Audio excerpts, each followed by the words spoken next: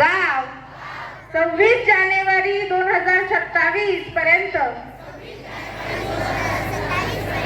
साक्षर करेल.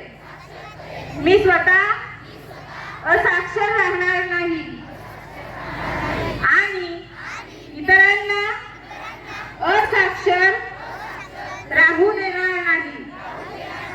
मी माझ्या कुटुंबातील सदस्य, मित्र आणि समाजातील प्रत्येक व्यक्तीला वाचन, लेखन व संख्याज्ञान शिकण्यासाठी प्रयत्न करेन.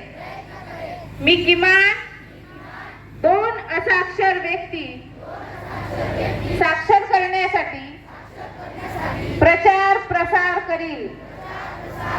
मुलगा असो वा मुलगी,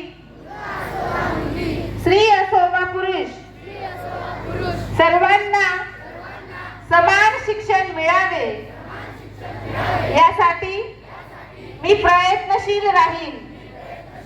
राज्याचे 100% साक्षरतेचे ध्येय गाठण्यासाठी मी माझे सर्वतोपरी व निरंतर योगदान देईन.